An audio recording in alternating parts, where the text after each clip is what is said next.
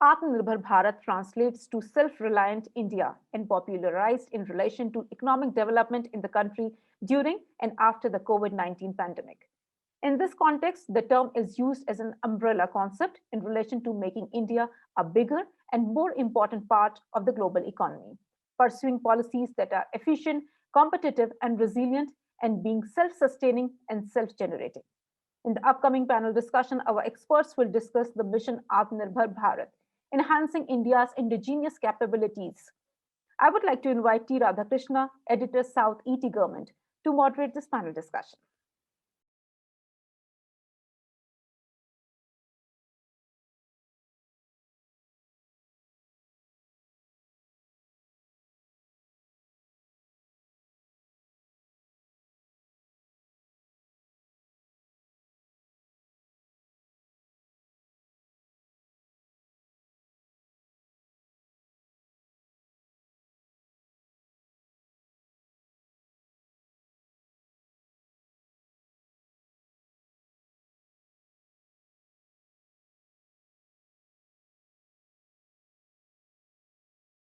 Dear viewers and ladies and gentlemen, on behalf of ET Government, I welcome our guest panelist.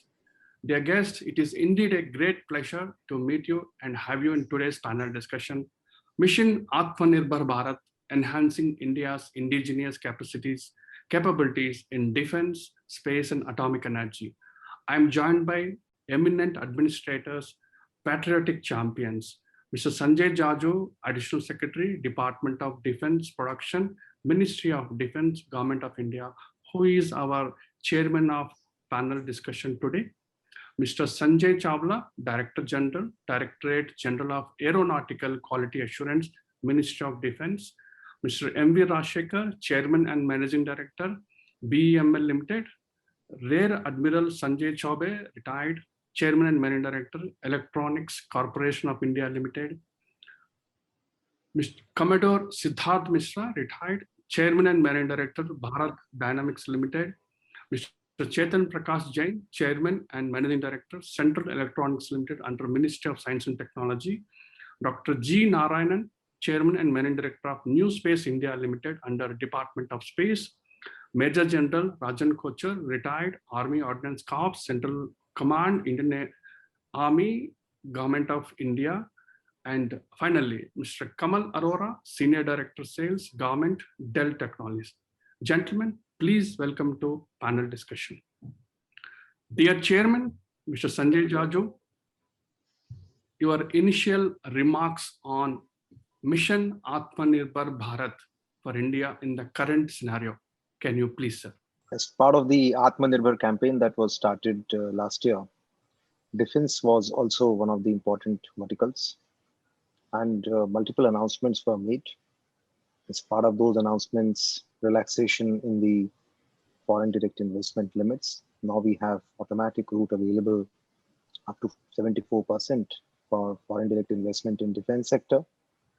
And besides this, there are multiple announcements made in terms of corporatizing the ordnance factories. The process is currently on. Accent on indigenization of spares. At the same time, the reforms in the trials and the testing procedures.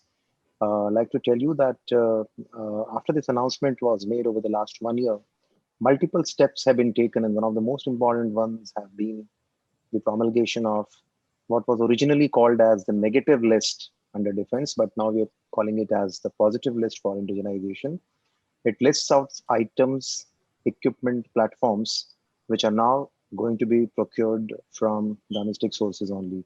101 items were announced last year, and we're expecting the second list of the positive list for indigenization to come out very shortly. Now, all these steps have actually contributed to building a defense manufacturing ecosystem in the country. And now there is a realization that a military industrial complex and creation of a military industrial complex is an imperative when it comes to bolstering the strategic capabilities of the country. It's not the arms and equipment that you hold in your arsenal that are of great value. What is of great value is a military industrial complex behind the military systems of any country. And I think that is the attempt that is being made. Shortly, we are also going to be coming up with a defense production and export promotion policy. And this policy actually lists out multiple strategies. A part of it has already been placed in public domain. Comments have been received. And I think multiple strategies which are outlined in this policy under 8 broad pillars would further bolster the creation of the defense military industrial complex within our country. So it's going to be a combination of efforts to come in both from the public sector as well as the private sector. Yes. And the idea is to create capabilities within the country. Okay. Thank you, sir. And once again, welcome to the panel discussion. Mr. Sanjay Chawla, Director General, welcome to the panel discussion. Can I have your initial remarks on Atmanirbhar Bharat mission, please? Very good afternoon to. At the outset, I congratulate ET government for organizing this seminar on this critical event and giving us the opportunity. Under Atmanirbhar Bharat, Make in India, a number of initiatives, we as a regulatory body for defense aviation, which is working under the guidance of DDP, MOD, we have taken, and a number of initiatives in the recent past we have taken. One of the major things has been during the Aero India, our Honorable Raksha Mantri has released the DDP Mass 21 document, which is Design, Development, Production and Manufacture of Airborne Stores, which is a guiding document defining the role, responsibilities and way forward for all the stakeholders in the military aviation. One major initiative which we have taken, and this is allowing the industry to develop ab initio development of airborne stores. In general, you may see that the development and certification cycle for airborne stores takes at least a year's time. Without firm orders, now we are permitting industry to develop the stores without any firm orders from the services, and those items will be test evaluated and certified so that we save the time which takes in the development cycle, and that items can be given certified as fit for military use, and they can also be looked for export of these items. Okay. These are some of the initiatives we have taken, and we are functioning as an independent third-party inspection agency in line with the global standards, independent from the user as well as producer. Thank you, Mr. Sanjay Chawla for your initial remarks. Over to Mr. M.V. Rajshekhar, Chairman and Main Director, BEML Limited. Sir, welcome to the panel discussion. Your initial remarks on Mission Atmanirbhar Bharat for your organization, sir. Yeah, thank you very much. I look in the form of opportunities. See, we have 9 DPSUs, 39 ordnance factories, and more than 150 private sector companies are there in India contributing to the defense, the armed forces. However, still only 35 to 40% is made in India. 60 to 65% still is being imported. See, that's why it excites our R&D engineers, and this tool we are using to excite our people, and with all that 101 negative list, and then now anything, if you want to import more than 200 crores, we have to take the approval of ministry. So that's another constraint to import anything. So therefore, this all things will trigger definitely the Atmanirbhar mission. It will trigger, and definitely there will be a big surge in indigenization of the many major components. Thank you, Mr. M.V. Rajshekhar. Over to Rear Admiral Sanjay Chaubey, Chairman and Managing Director of ECIL. Sir, welcome to the panel discussion. Can I have quickly your initial remarks on the Mission Atmanirbhar Bharat? I know that your ECIL Foundation itself self-reliant, but however, in current context, if you can share. Let me just say at the outset that Electronics Corporation is part of the Department of Atomic Energy, and since its inception, primarily because there was technology denial, the purpose of ECIL was to have Atmanirbharta from 1960s. Today, the control and instrumentation of all the nuclear power plants is 100% indigenous. So that is the model that we have taken forward.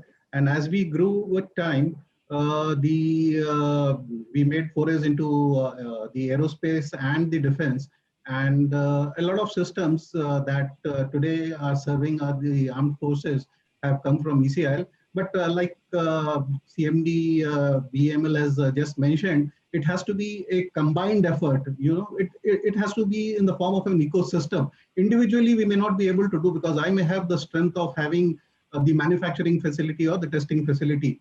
but to get the know-how and know-why of the technologies that are involved, especially in the armed forces, we have to join hands. I think that is the single most important thing. It has to be an ecosystem which will have to work together to give us Atmanirbharta in defense. So that's what I want to say in the opening remarks. Thank you very much. Thank you, sir.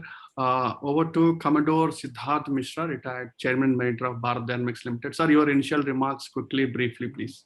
Actually, if you see, Bharat Dynamics Limited is the core company which makes all the types of missiles, be it anti-tank guided missiles, surface-to-air missiles, strategic missiles. And our philosophy of creating this PSU was for Atmanirbharta. So this is at our core of our business itself.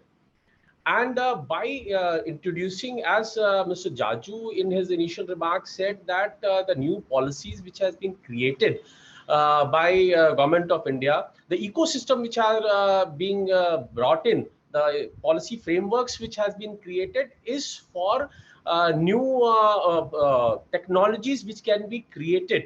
And we have to ensure that we become more dependent on our local industry, local technology, rather than importing various weapon systems from abroad.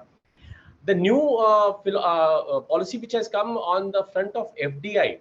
Now, with new FDI coming, there are a lot of foreign industries are very keen to work with us and give new technologies. Though getting new technologies from abroad will never be good for our country, it is very essential that we work along with R&D of our own company, as well as the R&D institutions. We as a company, we work with DRDO mostly. So we have decided in last 3-4 years, we have put in a lot of resources along with DRDO for development of futuristic weapon systems. Thank you, Mishra ji. Over to Mr. Chetan Prakash Jain, Chairman and Director, Central Electronics. Sir, congratulations for your new assignment as additional charge. Welcome to the panel discussion. Your initial remarks, please. Thank you. Thank you for inviting me on this panel, and a very good evening to all the esteemed panelists. Central Electronics Limited is a Government of India's PSU under Department of Scientific and Industrial Research under Ministry of Science and Technology. The very formation of this PSU was to develop indigenous technologies with the help of government labs, mainly CSIR labs, DRDO labs, ISRO, etc., and manufacture products that make the country self-sufficient or Atmanirbhar. CSIR, as you know, that is India's premier research institute, and with its network of almost 37-38 national laboratories in almost every field of research, gives us a very wide latitude for us in Central Electronics Limited to grow and capture fields. And in collaboration with various other PSUs like BEL, BDL, and then organizations like DRDO, ISRO, and BARC, etc., we have developed a memorandum of understanding, or TOTs, etc., which gives us a huge leverage in terms of developing indigenous technology, which has resulted in heavy reduction in import bills and also has a future for export. Thank you, Mr. Chetan Prakash Jain. Over to Dr. G. Narayanan, Chairman and Director of New Space India Limited. Sir, welcome to the panel discussion. You are a new baby in Department of Space, but still you are making a lot of money. And can you briefly on Atmanirbharta from your organization, please? Good day to all. As you all know, I don't have to stress on the strengths of the space sector in the country. We had been always guided by the principles of Atmanirbharta. And today, the mandate on us is to increase the reach of what is already there. And we are into that. And as you said, we are a baby among all these huge players in the defense and atomic energy sector. Nevertheless, we are playing our role. And I will elaborate further in the coming PowerPoint. Wonderful. Thank you. Wonderful, sir. Over to Major General Rajan Kochhar. Welcome to the panel discussion. Your initial remarks on Atmanirbhar Bharat, please. Thank you, Mr. Radhakishan. It's a pleasure to be part of this panel discussion. what I understand Atmanirbharta is, it is not that I will do everything. It is we will do everything. And it's a inclusive concept and not an exclusive concept. So once we understand that, it will be easier to move ahead and to achieve self-reliance. The challenges which I see the PSUs are going to face today is the management of infrastructure, management of their workforce, upgradation of their processes, and adoption of high-end technology. Many of you have spoken about technology. We are right now, when we talk of transfer of technology, we are only talking the transfer of processes. No country gives you the technology in toto. So the ultimate lesson here today is that we have to develop our own technology. And for that, we have to join hands with the private sector. The public sector and the private sector have to do hand-holding. They are not competitors. They are actually collaborators. And once we understand that, the process of Atmanirbharta will become much easier to achieve. Thank you very much. Thank you, Mr. Major General. Mr. Kamal, over to you. Can I have your initial remarks on Mission Atmanirbhar Bharat? Sure, Mr. Radhakrishnan. Thank you so much, and good evening, everyone. I'm privileged to be on this panel discussing about that. I think Sanjay, as you mentioned about it, it was music to my ear when Major General Kochhar was talking about that we should achieve Atmanirbhar Bharat together. It's we, it's not anymore I or this organization, that organization. It's a collective, how we join hand to build that up with private and public sector together. In my view, this is most critical for our country to drive on this path and create ecosystem around it. From Dell's perspective, we have been manufacturing in the country, which is again very, very important from the investment standpoint. We started this activity in 2007. We have a factory in Chennai, Premadur. And for last 14 years, we have been manufacturing our products, which are IT products out there. We have the largest force outside of US in the country. We have gone for the PLI, which is a very good initiative, I would say. After the success of telecom, bringing in a lot of products here, the PLI has been extended to IT, and we are the only leading brand. We have kind of, worked on that and applied for it. So in my sense, in my view, this is a forward-looking, step to drive this. COVID has taught us that together we can do, instead of reinventing the wheels, if we can, we can depend on each other for from global perspective to fast track some of the development. That would be very, very important, and be happy. We have programs to work closely with the government. Defense is a critical sector for us. So we'll be happy, more than happy to collaborate from Dell perspective in increasing the knowledge base in the country, creating the skill set for right digitization, and may this be a huge success and take our economy much ahead. Thank you. Dear Chairman, my second question to you. You are a very senior administrator. Last 2 years, we have seen the kind of changes that Ministry of Defense undertaken. The year 2021 is very important for your ministry on many accounts. One, it secured the highest budget allocation, and two is ongoing reforms. Sir, how significant is it for the defense sector and its ecosystem?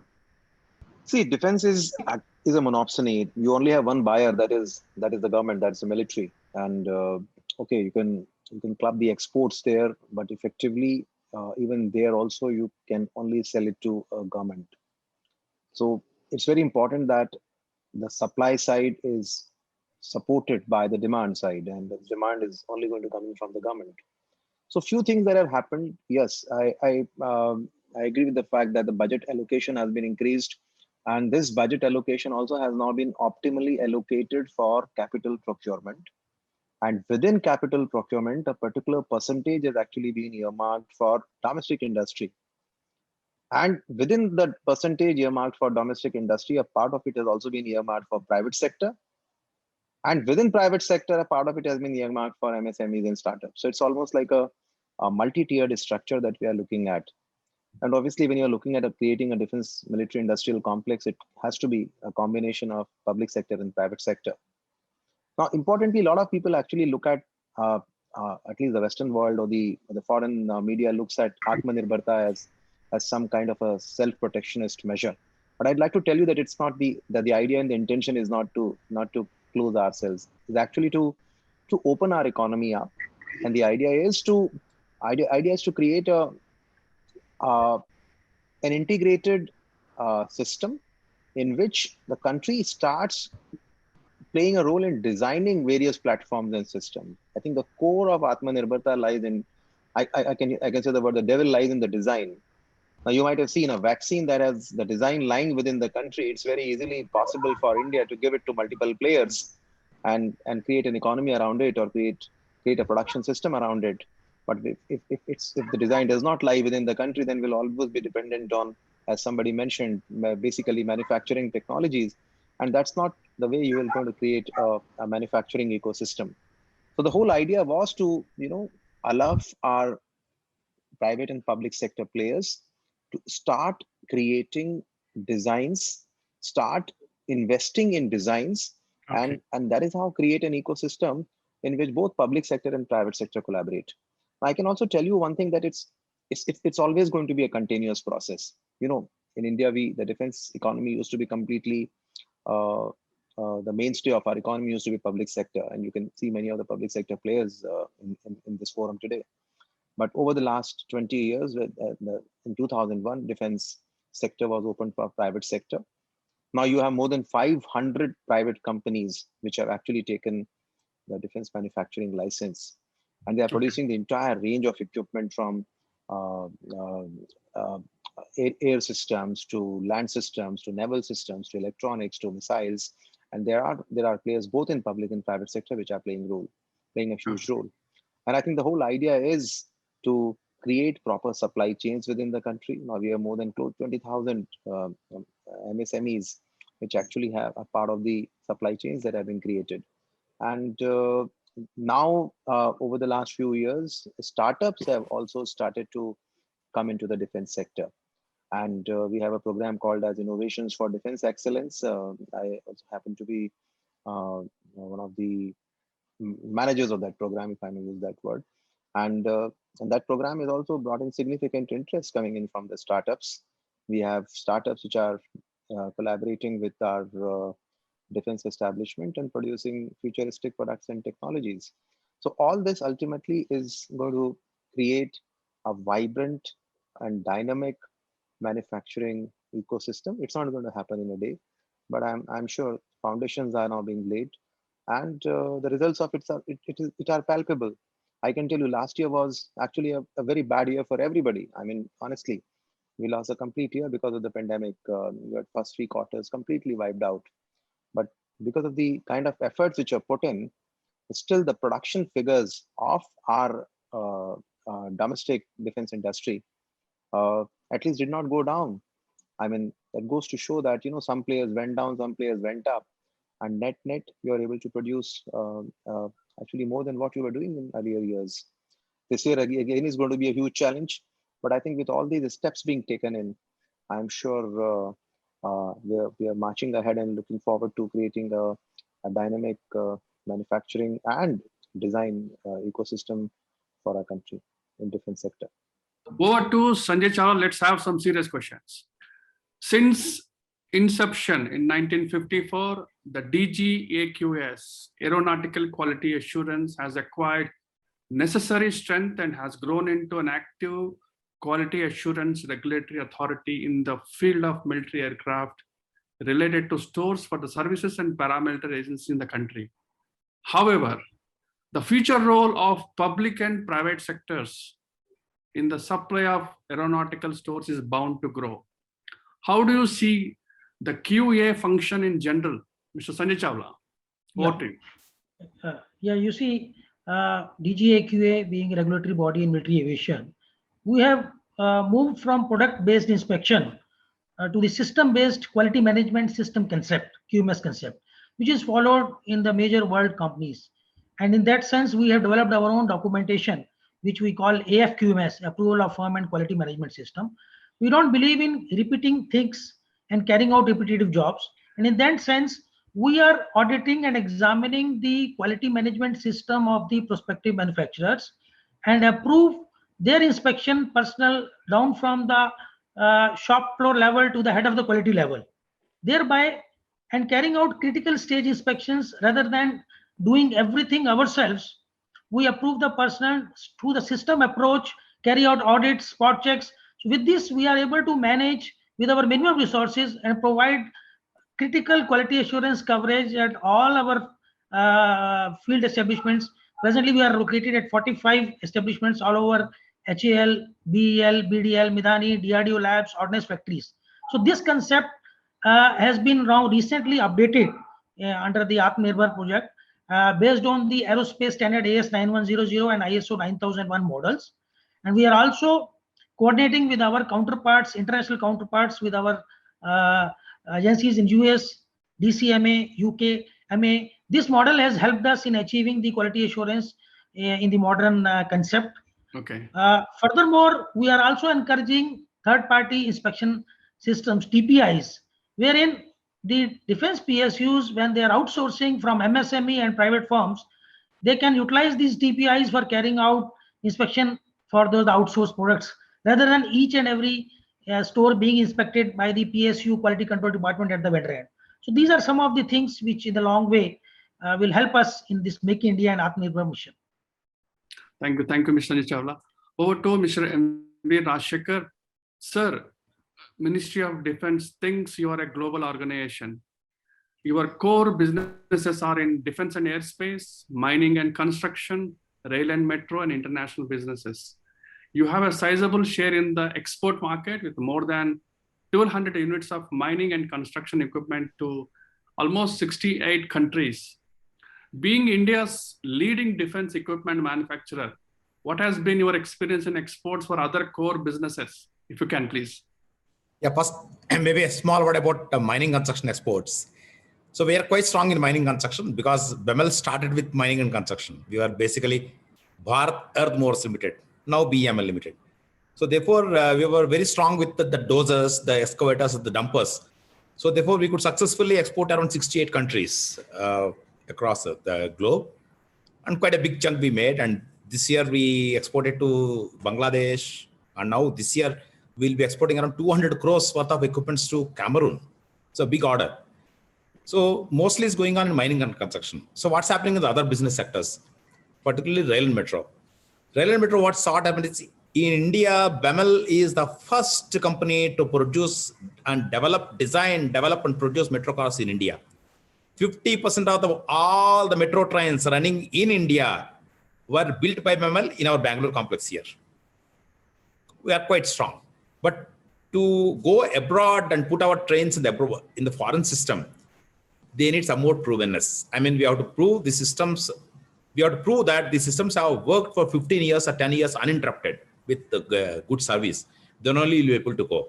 Therefore, it has not picked up like the mining construction exports, but it will pick up another 4 or 5 years time. Coming to defense also. Defense also same thing. And we are picking up. And this year, I think we are going to get good opportunities in South Asian countries, particularly Bangladesh and Thailand and all that. We are exploring, particularly the British systems. And we are going to set foot there now in the defense sector. Okay. Thank you, Mr. M.V. Rajshekhar. Over to Rear Admiral Sanjay Chaubey. Congratulations. The year 2021 marks the 50th anniversary of the manufacture of your first digital computer in India. After being indigenously developed at the Bhabha Atomic Research Center in 1969, the computer TDC-12 was made by ECIL in Hyderabad, 1971. ECL top priorities. I'm reminded of my last chairman's statement in which he said that when somebody else has started manufacturing a product, you should go out of it. You should be only manufacturing what others are not manufacturing. So that has been the hallmark of ECIL, primarily because the Department of Atomic Energy has been driving newer technologies from the technology denial point of view. Like I said, a lot of changes happening now in the nuclear sector, and new regulations have come in basically because of Fukushima. Many new products have developed. We have launched 3 such products in this year.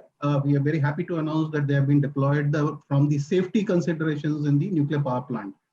Okay, so that is on the nuclear side. We are fully geared up. But what we are looking at is now the other sectors where we can contribute, primarily because we have developed so much of capability that it can be very judiciously utilized in the aerospace and defense verticals. So like I already mentioned, we are working very closely with all these organizations. I think I must mention here that the model that we follow is that the design should be owned by me. It is then only Atmanirbhar, otherwise it is not Atmanirbhar. A TOT is not Atmanirbhar because somebody has given you something to manufacture, which is a very simple thing. I have to set up a facility, I'll manage. What we are doing is, and this is going on for quite some time, maybe more than 2 decades, we have a technology development council, which is at the behest of the Department of Atomic Energy. We have identified currently, as of now, 37 products encompassing various technologies that we need to develop for this country. This has equal share between the nuclear, aerospace, and the defense. So okay. we expect to launch all these products in the next 2 years. Like for simple things, the country today doesn't have an explosive detector, which is very important. You see what happened not very long ago in one of the states there. The explosives came right into the country, causing so many loss of life. Now we are happy to say that based on the ion mobility spectrum technology, which was developed by IGCAR in collaboration with ECIL, we have made explosive detectors which have been already launched and given to the various stakeholders for evaluation. So fundamentally, we are looking at what the country requires, understand that requirement, and take 2 to 3 years to develop it ab initio. And in that, we have said this TDC, which is there, it has members from DRDO, it has members from ISRO, it has members from DAE, BARC. So we take up these technologies, develop it, manufacture and deploy. So that is how we are working. And these 37 technologies or products that we intend, I can share with you the list. Okay, thank you, Rear Admiral. And over to Commodore Siddharth Mishra. I think congratulations to you for your golden jubilee year of Bharat Dynamics Limited. In the last 50 years, sir, you have evolved as a complete solution provider for the Indian Armed Forces. What changes does Atmanirbhar Bharat bring to your systems, please? See, as initially I had told, that now with Atmanirbhar Bharat policy coming and the entire ecosystem getting developed for Atmanirbharta, we have put in a lot of resources for new technologies. For example, we have started working on 3rd gen anti-tank guided missiles. Now, this 3rd gen anti-tank guided missile, it is this is support from Army. It is through Make-II procedures, and we have been cleared for this project. Our missile is ready. It is going to be fired this month end or maximum first week of June. So 3rd gen, and it is AI-based system which we are creating. In addition to this, as soon as my 3rd gen is ready, we are also working for 5th gen anti-tank guided missiles.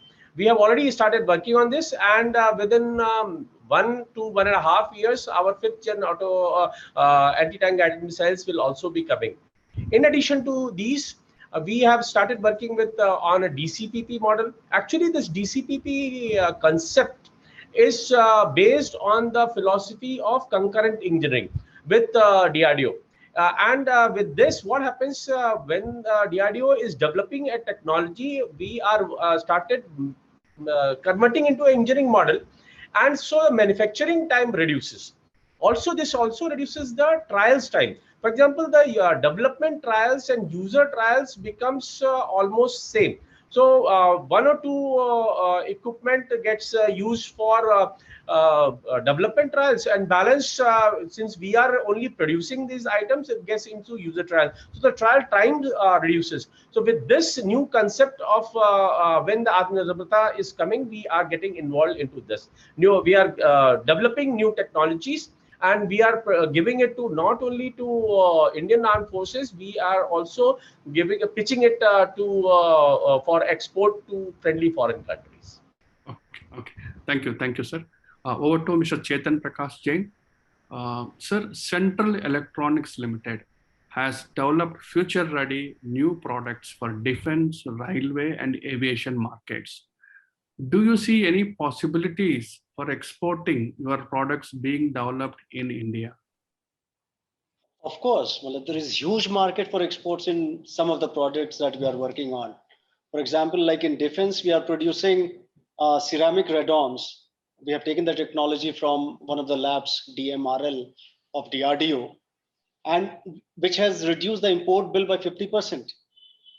The market of ceramic radome presently in India is approximately 2,000 crores. And we also have an export market of roughly the same amount once we develop our capabilities further. Secondly, we have bulletproof jackets, ammonia-based NIJ level 3+ and 3A. Technology has been taken from BARC for lighter version. We're also working on boron carbide material for the preparation of these jackets, which also has huge export potential. We have laser fencing system for border security. Again, technology has been taken from DRDO LASTIC, and we are developing it further. It is a part of comprehensive border security management system, and we see a huge market in at least in our neighboring countries on this. We also have a piezoelectric generator, which is used in Carl Gustav gun. This material was earlier imported from Italy. Now we are manufacturing it, and we are the lead producer here also, and looking for markets abroad.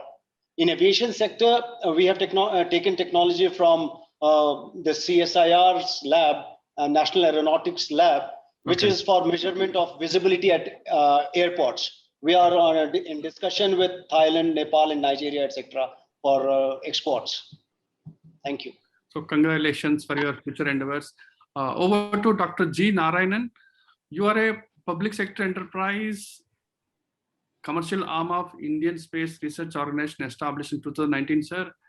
You are under administration control of Department of Space. Your main objective is to scale up industry participation in Indian space programs. What has been your experience so far in meeting the objective in the last 2 years, sir? Yes, sir. As I had already mentioned, today the demands for defense preparedness from space has grown multifold. What is required today are the volumes and the focus on advanced research. A stage has come when the magnitude of support has leapfrogged, and the current systems are found highly inadequate to meet these demands, while parallelly pursuing and maintaining the edge that we have in the research and development in space. With this growth in demand, as well as the general awareness of the capabilities of space, there is also an urgent need to move away from the hitherto followed supply-driven model to a more practical demand-driven model as far as the space infrastructure is concerned. The economic benefits that an enhanced activity in space can bring to the nation is also assessed to be huge. It is in this background that the current reforms are in place, and the 3-4 major hurdles.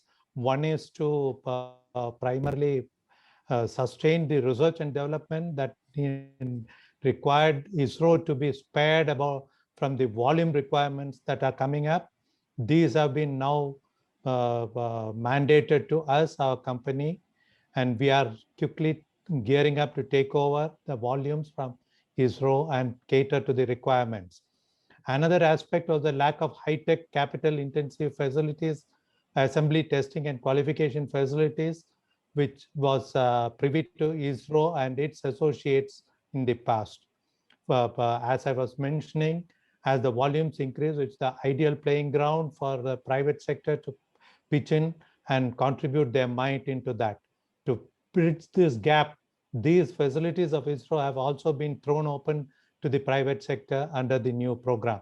With both this and NCIL working in close collaboration with the private sector, I'm sure we will be able to meet the requirements. In this context, we are also working with the private sector on the technology transfer, and we have in the past 6 months, we have facilitated 15 technology transfers from ISRO to the private sector, which will also help the private sector maintain the competitive edge in their respective areas. With all this, I am fully confident that we will be able to gear up and meet all the requirements for the future. Thank you very much, sir. Over to Major General Mr. Rajan Kochhar. Sir, in your view, which are the areas India needs Atmanirbharta? Why only in defense? Why not in other areas? It's a very good question, but first I will actually focus on the defense part, because we have a long journey to go. The areas which we have to go for Atmanirbharta, firstly, the aerospace sector, the aviation sector. Today, whatever we are manufacturing in the country, Tejas is an example, it has got almost more than 75% content is non-indigenous. Only 25% content is indigenous. And today, we have got only 30 squadrons of the Indian Air Force against a requirement of 42 squadrons. So the future of warfare or our combat preparedness dictates to us that we focus on removing this deficiency. Tejas 1 Alpha will replace the MiG-21. Tejas 2 will replace the MiG-29. And the advanced medium aircraft, which is subsequently going to be developed in India, is going to replace the Sukhois. So we need to have a concerted program. For your information, I would like to enlighten the audience that Rafale took 30 years to manufacture. Aircraft technology is not very easy to indigenize. I have had a lot of discussions with the senior Indian Air Force officers. So if we take it up now, we will see the results after 20 to 25 years. The second is the surveillance systems. We have the technology in the country today.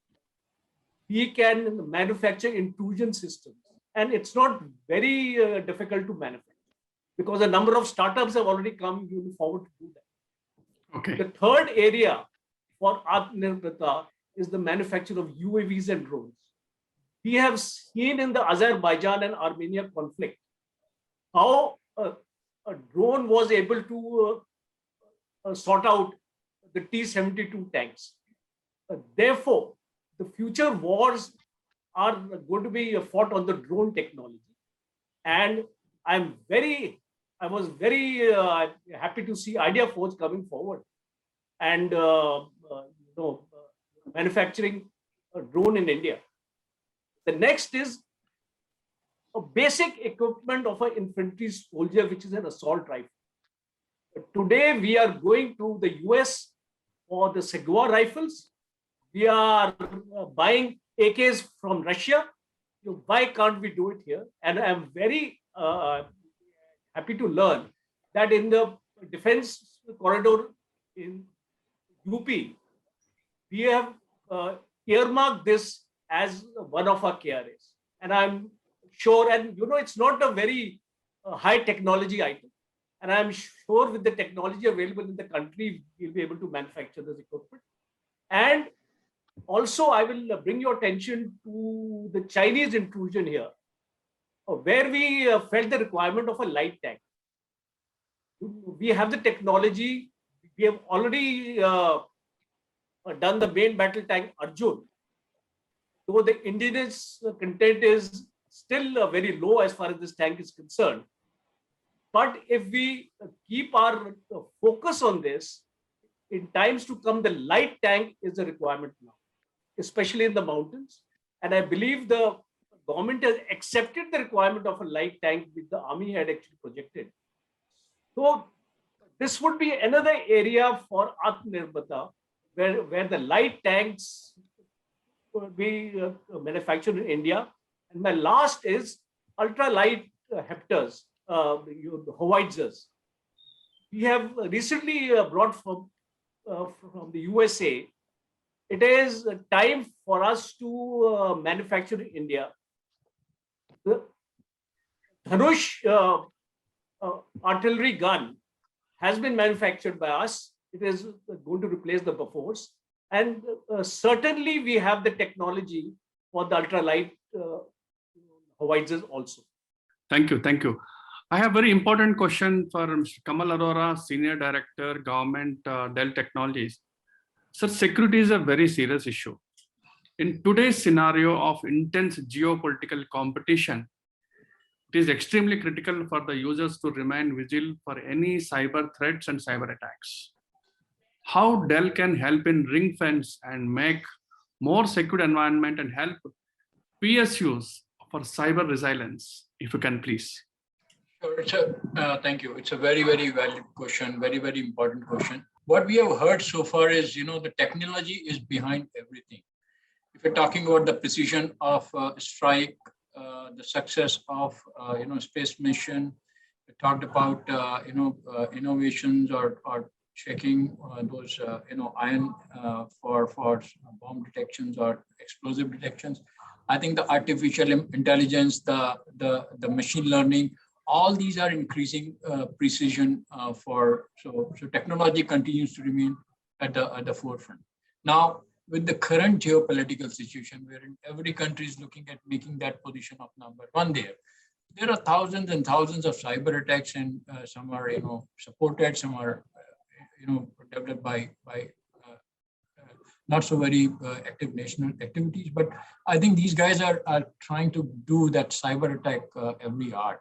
Now, it is a very, very uphill task for anyone to be 100% ring fence that there is not going to be any cyber attack. Cyber attacks will be there. What is most important is to ensure that vulnerability is absolutely minimal, dismal.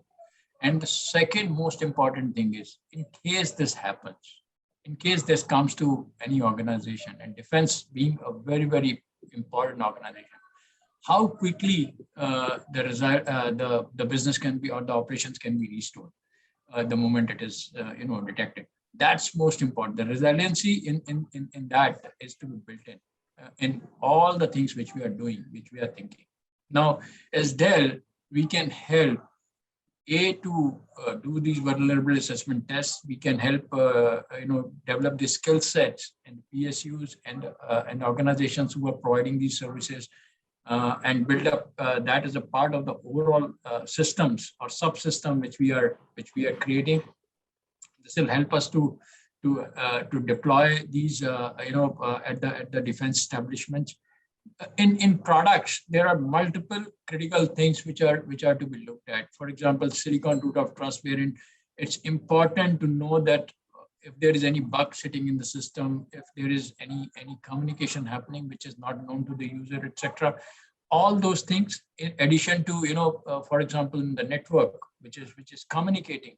A network could be proprietary network, it could be an open network which can be on which the operating systems can be developed and put up by local. So PSUs can have, for example, their own operating system sitting on the hardware, so hardware becomes a commodity on which the encrypted OS can be developed and implemented by the PSUs, and that becomes very, very secure network very, very secure network. On top of that, you create a system to create the data backup, which can ensure the copies are intact.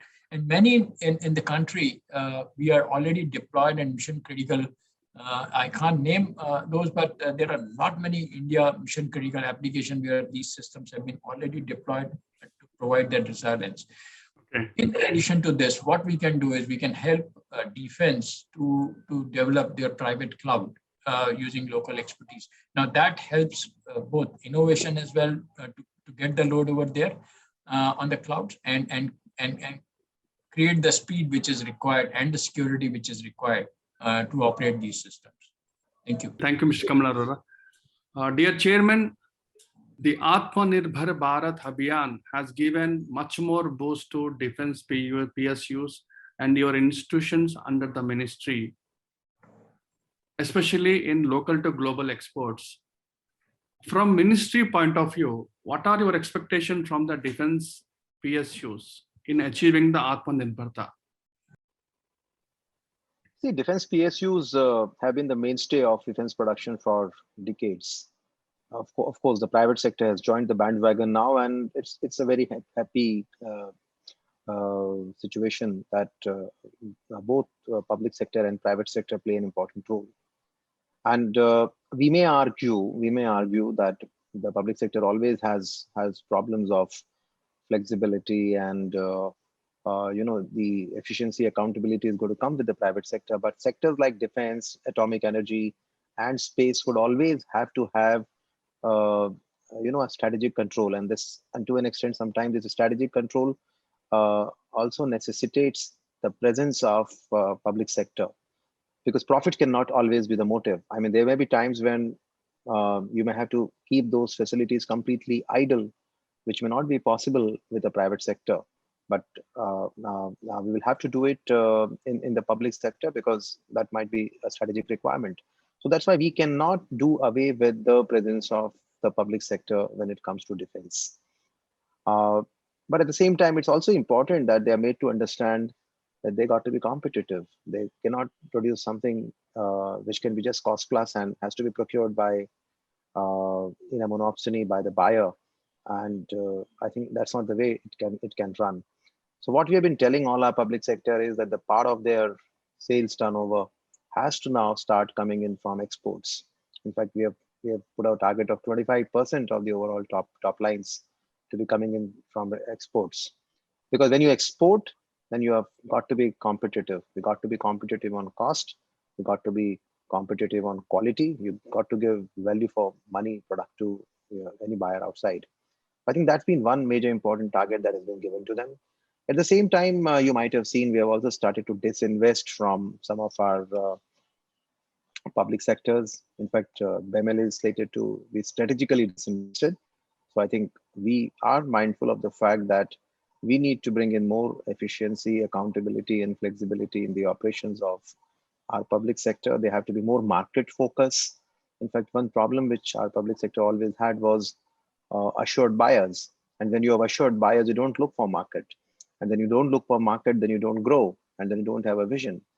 And so many of our public sectors have been diversifying. BEML is one example. I think only 20% of their business is from defense. We have another public sector called Midani. I think only 20% of their business comes in from defense. And the idea is for our public sectors to create good product mix, which takes care of defense as well as civilian requirements. And civilian requirements would come in very handy in lean patches, because defense will always have lean patches. So when you have a lean patch, then you look at the civilian market. Important thing again and again, I think most of the other panelists also expressed this point, is to look at the future market. Defense is a very dynamic proposition. You might think that I have developed the capabilities to develop an artillery gun, but how do you know you require an artillery gun 3 years down the line or 10 years down the line? Because the paradigms of any future warfare are going to be changing, and they are changing. So you need to be knowing what is it that's going to make, what is it that's going to give you a superiority over your adversary, and what is it that you need to design and develop. And I think the design capabilities to an extent in our country were completely housed in DRDO, and all our defense public sector companies were only playing the role of production agencies. I think the time has now come when this has to change. We need to have more investments in R&D, in more investments in design and development capabilities, and more investments, not just in DRDO, investments in R&D coming in from private sector, investments in R&D coming from public sector, and obviously defense being a monopsony to an extent, this got to be supported by the state also. So in the defense production and the export promotion policy that's going to be shortly coming out, we have actually said that we need to now start pushing in money, innovation and R&D money into the public sector, so they just start investing in cutting edge research.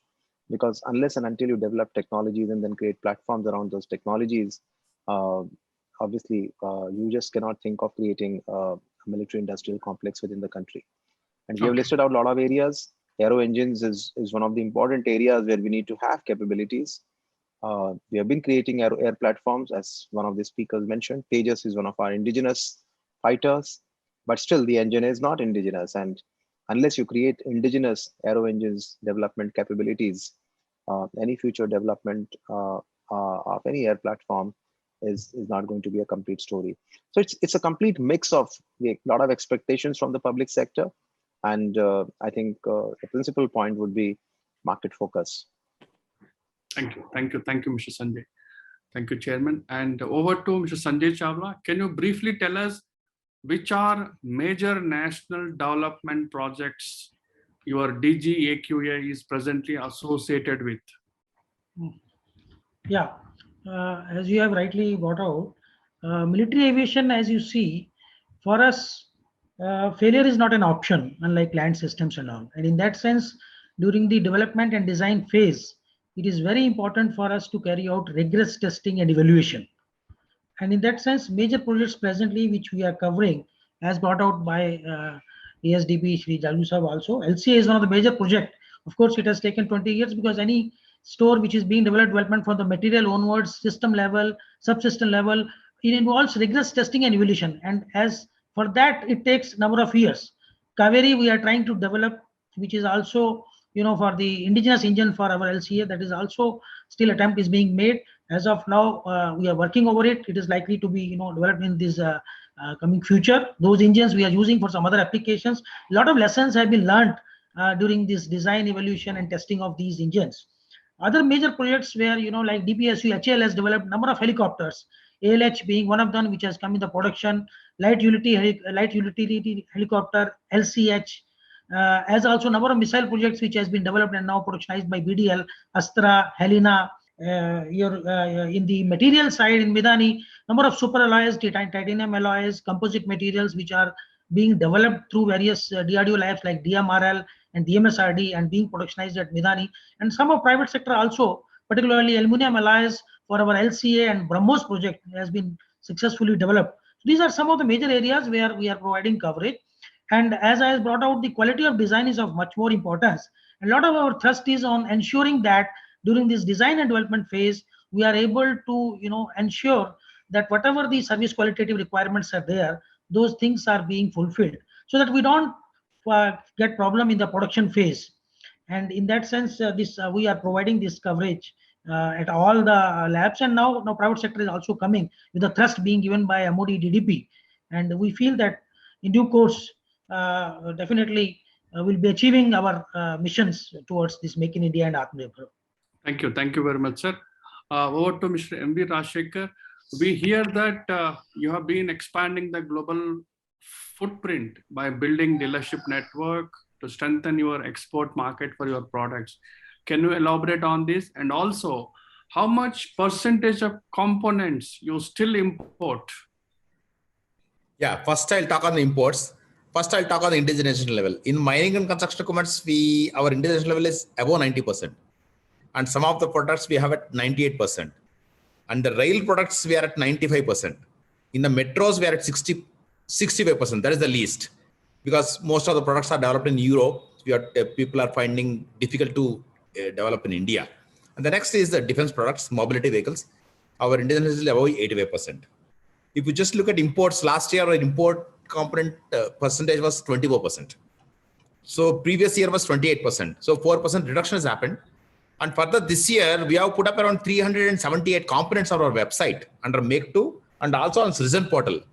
So in that already 78 components have already been developed in India. So therefore, in 2 years time, I think we have set up a policy in our company, zero import policy. That's what we are aiming at. And 2 years time for the existing products, I think all the components should be developed in India. So that's our aim. Thank you, sir. Over to Rear Admiral Sanjay Chaubey, sir. Sir, what has been your experience with the global exports? If you can briefly elaborate. Yeah, so I'll come to that. But before that, just let me share one experience of imports. See, we are basically the electronics, strategic electronics. We are facing a challenge now, and we have a lot of orders. You've been reading in the papers also. The chip industry is facing a very peculiar problem. Today, the lead time for delivery of very simple chips, the SMTs, for example, the passive components, also the active components, we are talking to the established OEMs of the world, and nobody is willing to supply in less than 54 to 60 weeks. In fact, they are refusing to accept a RFP stating that when I cannot meet your requirement of supplying a component in 24 or 20 to 24 weeks, there is no point in accepting the RFP. We are still 100% dependent on importing chips. And if we are going, we may have a very good design, we may build reliability into our design, but the chips have to come from, the semiconductor has to come from abroad. And if this is the kind of lead times that we are looking at, then we are being held to ransom, actually. You see the case of the automotive industry where they are saying because of the semiconductor components, they are facing a problem. We are facing a much bigger problem in the strategic sector because the components are. So this is one area where we have to focus. The semiconductor lab in Chandigarh, it's in its nascent state. This is one area, definitely a focus is required. And I don't know how, but we need to address this. Thank you, sir. Commodore Siddharth Mishra, sir. How much percentage of components do you still import, or how much percentage you want to reduce imports? See, we have two categories of production. One is the items which we manufacture through TOT, which are anti-tank guided missiles, which we got it from Russia. And second one is which we are manufacturing as of indigenous technology, that is from DRDO. When we started the transfer of technology, that time it used to be 60-40, means 60% indigenous component and 40% used to be as per the contract, it will come from abroad. But now in last 5 to 6 years, we have been able to indigenize the component till 90%. So if you see the overall percentage of our indigenous components are almost 90%. If we see all components like ATGM, SAM, torpedoes, and surface-to-surface missiles.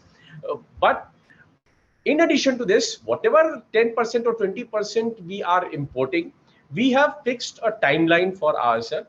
Next 3 to 4 years, we will be reducing this dependence on manufacturing of components from abroad. But still, there will be some material or some components which we will not be able to manufacture because it is economically not viable. So those leaving those things, all the strategic items which are required to be done will be manufacturing in India, and because we have to become Atmanirbhar in this context. Okay. Thank you, sir. Over to Mr. Chetan Prakash Jain. Sir, you have signed some MOUs with a renowned organization under Atmanirbhar Bharat initiative. How they are shaping up, sir? Really good, and we are continuously working on them. As I told in my initial remarks, the basic objective of CEL, Central Electronics Limited formation, was to develop indigenous technologies with the help of government labs and manufacturing products that could make the country Atmanirbhar. In that regard, we have signed MOUs with CSIR, as I told you, a premier research institute in the country. It's an autonomous body under the same ministry. It has 38 national labs all across in various research fields, and also with Delhi Metro Rail Corporation. With the CSIR Institute at Chandigarh, that is a Central Scientific Instrumentation Organization, we are working on strategic products. Similarly, with another CSIR institute of National Aeronautics Laboratories, we are signed an agreement for Drishti transmissometer systems. And with the Delhi Metro Rail Corporation, we are working on several systems like theft intrusion detection system is one, rail monitoring system is the other, and also on concrete vibration monitoring system. In addition to these MOUs with CSIR Labs and DMRC, we have also signed commercialization license agreement with Defense Laboratories of DRDO and Bhabha Atomic Research Center for missile radomes, body armors, laser fencing system, etc. Out of these, I think missile radomes, laser fencing systems, and Drishti transmissometer systems are ready for commercialization. Okay, thank you, sir. Over to Dr. G. Narayanan. Sir, in March 2021, you have announced that you are going to invest approximately 10,000 crores over next 5 years as part of your plans to scale up operations. Can you just briefly share with us your plans? Yes, currently our plans are to increase the volumes.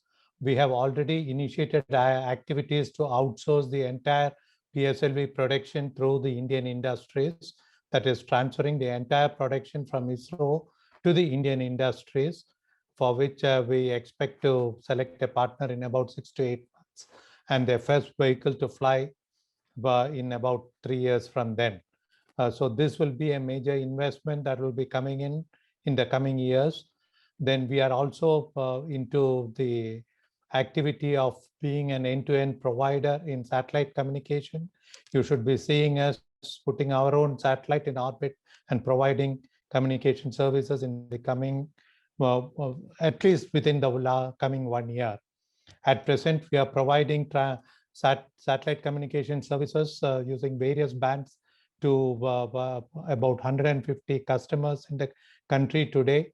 We are also into popularizing the high throughput satellite capacities for various users. Then another major activity that we are doing currently is the looking out for the excess capacities available in the Indian space program and marketing it, and earning valuable foreign exchange through that. In this initiative, I must tell that we have already, the New Space India Limited has already undertaken the launch of 46 satellites in this mode as a utilization of the spare capacity, thereby earning a lot of foreign exchange.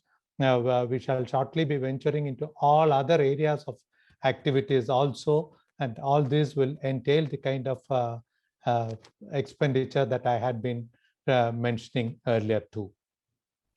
Thank you, Dr. Narayan, sir. Over to Major General Rajan Kochhar. Sir, India is open to public-private partnership in defense domain. I just want to check with you, do we have any successful practices in the past, if any, if you can share briefly? Very good question. This public-private partnerships have been recent phenomena. But the best example which is coming to my mind right now is the Pinaka missile system Mark I. Upgradation of this system from a range of 37.5 kilometers to 47 kilometers was undertaken by Tata Power Company and Larsen & Toubro. And the transporters were manufactured by BEML.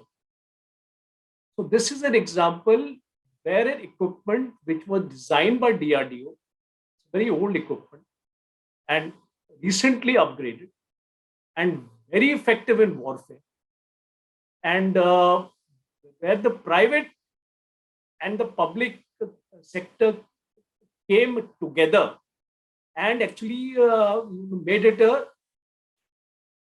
success story. Then we have these in naval shipyard of Hindustan Naval Shipyard in collaboration with the South Korean firm, the warships are being manufactured. This is another recent, about 2 years back, this process started. This is also a good example where the private and the public sector have come together. There are other examples, Bharat Forge, Mahindra and Mahindra, L&T, which are also there, where the private and the public partnerships have fructified. We would like to have more examples coming now, with the government actually open to a public and a private partnership model. Okay. And especially in the DAP 2020, there is a strategic partnership model. This strategic partnership model has to come about now.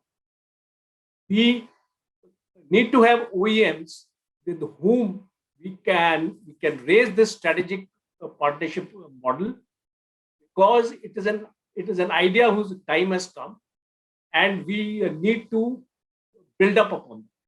Thank you. Thank you, Mr. Major General. Thank you. Over to Mr. Kamal Arora. Localization is very important for economic growth. Atmanirbharta is the key to the local, drive the local initiative. What is Dell's position on supporting it and working on it? If you can, Mr. Kamal. I must re-say that, India is the country where we have the largest employee base after US for Dell. Mostly our teams are doing research and development. What we do more here and across the globe is we have a very strong ISV ecosystem, which is, they create very, very specific kind of applications, which are, indigenous platforms. And for example, if the telecom has to use lawful interception, if the surveillance has to be increased, so these applications are homegrown. As Dell Technologies, we work very closely with these companies who are developing these platforms, and we productize it, help them productize it, and run the trials before it is finally available and released as a product. And that can be then fully marketed in India, globally. And we work together. This is a standard kind of program specifically for ISV ecosystem. And that's what I think, we can work with PSUs in terms of developing those products. Mr. Rajshekhar talked about exports, huge exports. We can work in creating those products together, provide our technology and see where it fits within your outcome product, the output product, and that becomes an ingredient of it. And then, that help them take it to the global markets. In addition to that, we can help create high performance computing platforms, which can help reduce the overall innovation time, the way it has been used in the medical fraternity, in the CSIR labs, the CDACs and everything, the overall time for research is compressed so that the output can be really tested and delivered. So we can work in many ways, bringing this global technology know-how and expertise to the Indian PSUs and the defense at large. Thank you. My last question to our chairman today. Sir, IDEX and defense innovation are great ideas to encourage startups. So regarding startups, I just want to know, how do you get their innovations incorporated in major systems and subsystems of the defense? And my supplement question, sir, what are your top priorities for the ministry in this financial year?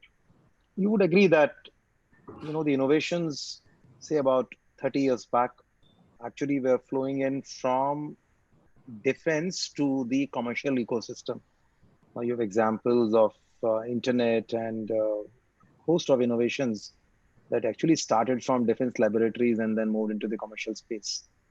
But if you look at the situation now, last 20 years, you'll realize that there are a lot of innovations which are happening on the other side. And it's now important that the system repays it back to the defense And I think this is, and you allow innovations to move in from the commercial space into defense.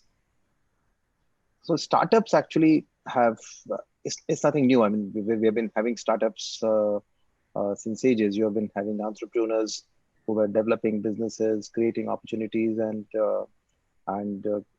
becoming business leaders. I mean, what was Dhirubhai Ambani? In fact, when he created Reliance, I would say it started as a startup. But now, if you look at it, it's become more structured globally. When you look at the startup, there's a way this is done, and India is one of the a leading startup ecosystem in the world, possibly the second largest startup ecosystem in the world. And there are a lot of startups which have grown in size, shape, and business revenues. Every year you hear of unicorns. In fact, last year itself saw many unicorns coming in from India. In fact, a lot of our foreign direct investment that's coming in is also coming into the startup space.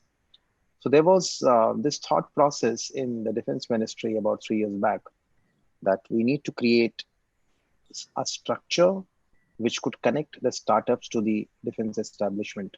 And that's how this whole idea of Innovations for Defense Excellence, IDEX, was born. And IDEX was launched by Honorable Prime Minister in DEF Expo in 2018. It's about 3 years now. And with that, we created Defense Innovation Organization. I happen to be the Chief Executive Officer of that organization. And the idea was that through Defense Innovation Organization and IDEX, we will allow startups opportunities to look into the defense spectrum. And very happy to tell you now we are close to 3 years. We have run various rounds of what we call as challenges. We call it Defense India Startup Challenge. As part of that, multiple problems have been thrown in. Startups have offered their solutions. They have been picked. They go through this entire process of co-creation and co-development. And when we work with a startup, it's a very different process. It's not as if you're working with a vendor. They work with us as a co-developer, and the process is open innovation. So a lot of iterations happen.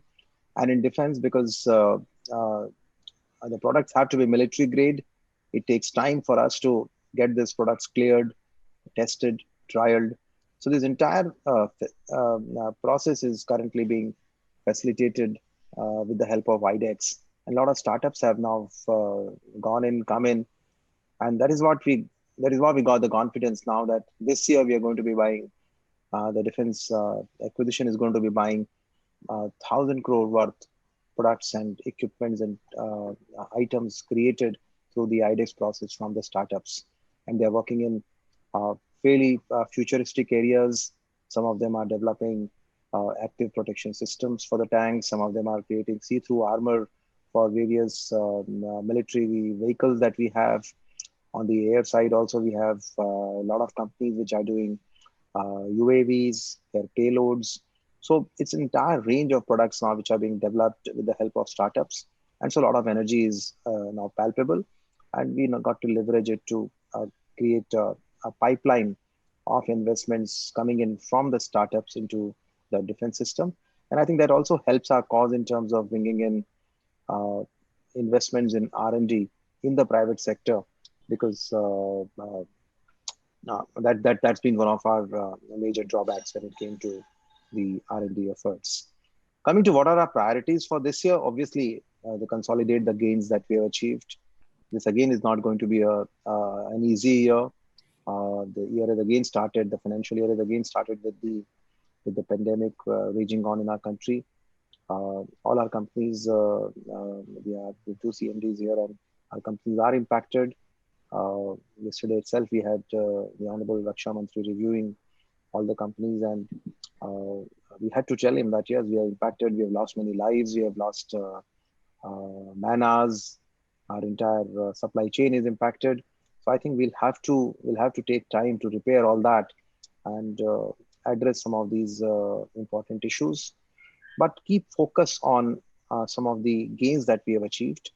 And I'm sure with the defense production and the export promotion policy coming in, with the ordnance factories getting corporatized during this year, the efficiency gains and the growth path that we have laid out for our defense public sector companies, and the new energy that is seen in the private sector.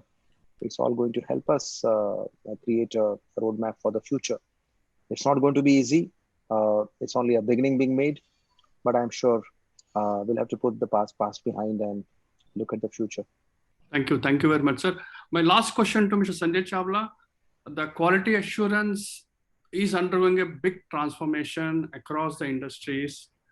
How significant is your participation in design and development projects undertaken by the DRDO labs, ordnance factories, defense PSUs, and private firms? Briefly, sir, if you can.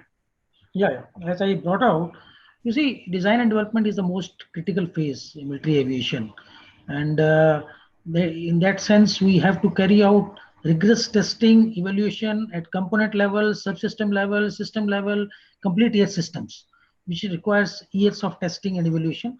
And we bring out critical inputs we give based on those inspection and test evaluation so as to have the overall optimal design for that particular system. In that sense, we are providing complete hand-holding and give full support to the, all the stakeholders, be the designer, the production agency, the user agencies.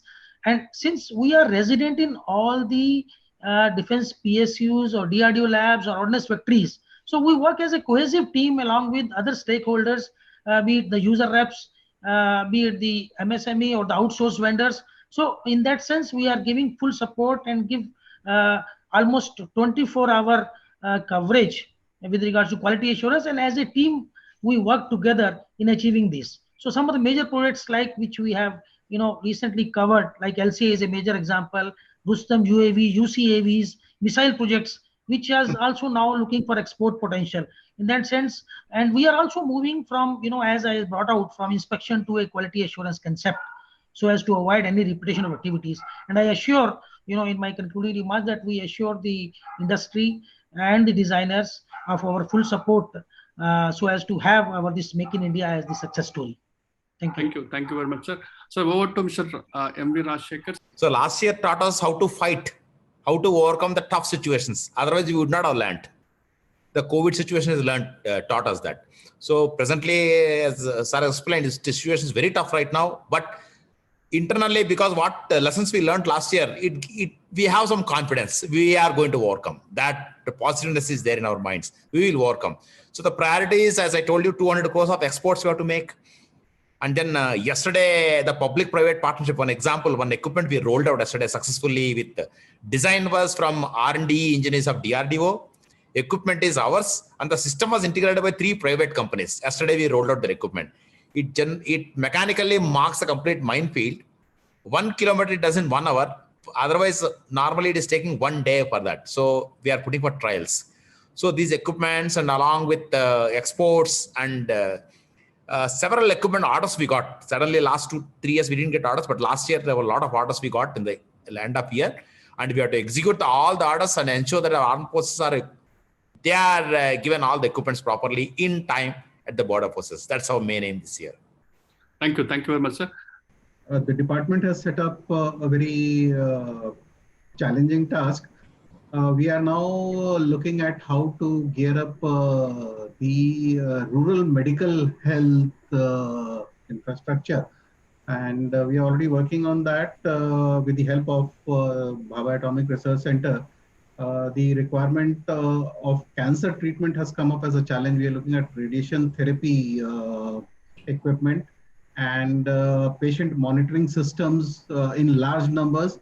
So these are the things, suddenly the medical vertical, which we had in a very small way, is set to grow. We have already developed the products. It is under regulatory inspections. We have to reach out to rural India. That is the biggest challenge. That has been set as the main target for us. Of course, the MOU target which the Department of Public Enterprise has set for achieving the other targets will be there. The challenge will be to see that the country achieves self-sufficiency in medical and healthcare. So that is what we are looking at, and I hope we'll be able to stand up to the aspirations of this nation in this regard. Thank you, sir. Thank you very much. This year, our major priority is towards the export. In fact, now since last 2 years, MOD has given a lot of impetus on export of weapon system. It never used to be like that. So CCS has given approval for export of Akash weapon system to 9 countries. We are seriously looking in these countries. We have got a lot of lead also. So we are working for this. Second major issue is that R&D work to be completed for new designs. So our third generation weapons ATGM has to be productionized this year. In addition to this, we have recently started working on weaponization of drones. See, till now, whatever weapons we were manufacturing, they used to be fired from either from land or from aircraft. It was not a small ones from where which can use for drones. We have recently already designed this, and by next month, we are planning to start user trials for these weaponization of drones. So these are the 3 major areas which we are looking this year. Over to Mr. Chetan Prakash Jain. We are focusing on developing our strategy for global exports also. We are focusing on certain exclusive products which are developed by CEL, like ceramic radomes for our various missile systems, bulletproof jackets, then laser fencing system for border security under comprehensive border management system. Then we have Drishti transmassometer system. And we also have trials going on for new generation railway signaling system across few zonal railways and solar projects. These projects have the potential to further reduce our import bill and to earn substantial foreign exchange. We are confident to be, as our chairman of the panel discussion today said, we are confident to be competitive both in terms of price and quality in the foreign market. We're also looking for export of solar projects where the funding is secured by multilateral or bilateral funding agencies such as World Bank or ADB, etc. We just recently have won a contract for a solar project with Nepal government. We are in process of identifying local partners or agents, what we call as channel partners, who are likely to facilitate our entry in target countries. But let me admit here, we are still taking baby steps in this regard. Thank you, sir. Our first priority will be to rope in a partner for the PSLV production this year. We will also see one of our birds up in the sky and providing services this year. We also expect a very clear clarity on 2 more satellites to be put up in the immediate succeeding months after the current financial year. We are also gearing ourselves to meet the needs of the strategic users in the country. Now that the program has moved more from a government-driven civilian program to a commercial as well as defense-driven program, volumes are there. So we will be working in close association with the industries to meet the requisite volumes that is called for. And also our mandate today, the enhanced mandate today, what we have encompasses end-to-end activities in space, and we will be venturing into the entire areas of space activities that's called for by the users. Thank you. Thank you very much, sir. Right now, we are having startups in sensor and imaging systems, drones. Netra is a automatic aerial vehicle, electronic and optic systems. But I would like to have startups for the armed forces in the emerging fields of technology, where the future warfare is going to be fought. And that is in cyber, space, and surveillance. So the type of technologies which need to be addressed are artificial intelligence, cyber technology, quantum computing, big data analytics, and robotics. This kind of a technological platform is required because we have seen how China has actually developed its cyber capability and its communication capability to jam our systems. We also have to come about kind of a revolution in our own technology upgradation. And for that, startups are going to play a very important role. And lastly, we also need to think on information and design highways. As Mr. Sanjay Jaju has rightly brought out, design is an area where we need to actually focus on. And these information and design highways must be accessible to some of the private sectors also, so that they can put their minds into it and actually develop system in these technologies what I have mentioned. Thank you, sir. The foremost thing is, how do we enable the adoption of new normal, and which will push the remote connectivity, remote working, not only for private sector, also for the government sector, and make it secured completely. That's one thing. That the digital transformation has already kind of preponed a lot of investment by the private organization and government organization, and we have seen the benefit of that. In such a severe situation, the connectivity is still there. The DBTs, direct benefit transfers are happening, the monitoring of situations out there. But I think over and above, Mr. Sanjay talked about the startups in India. And that is the core of creating the IP in the country. Now, as Dell Technology, we work very, very closely with these software application developers, companies, these are generally startups, but there are certain established companies in the domain. And India being the software hub, they are developing products on various fronts. Major General Rajan talked about the cyber. It's a very, very critical subject. We definitely need to have answers. There are solutions available which need to be augmented, tested for the environment, and quickly deployed. Those developments can be fast-tracked, run, simulations, etc. Space is a critical subject where we are taking a lot of data coming in from the good work being done by our space agency, ISRO and all, right? So all that data is of much use for our various programs. That data is critical to us. How to ensure collecting that, making it secure, transmitting it, making it usable, using artificial engines on that. We can definitely enable that. Surveillance is the third subject we talked about.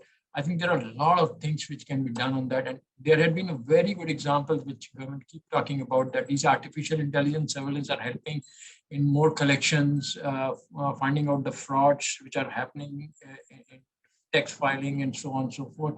I think these are certain aspects which are going to help from a technological standpoint, and we are there to have hand in hand in terms of getting it developed in the country, for our country and for growth. Thank you. Thank you, gentlemen. With this, I conclude today's panel discussion, Mission Atmanirbhar Bharat, Enhancing India's Indigenous Capabilities in Defense, Space and Atomic Energy, part of the second edition of National PSU Virtual Summit 2021. On behalf of ET government, I sincerely thank our guest panelists.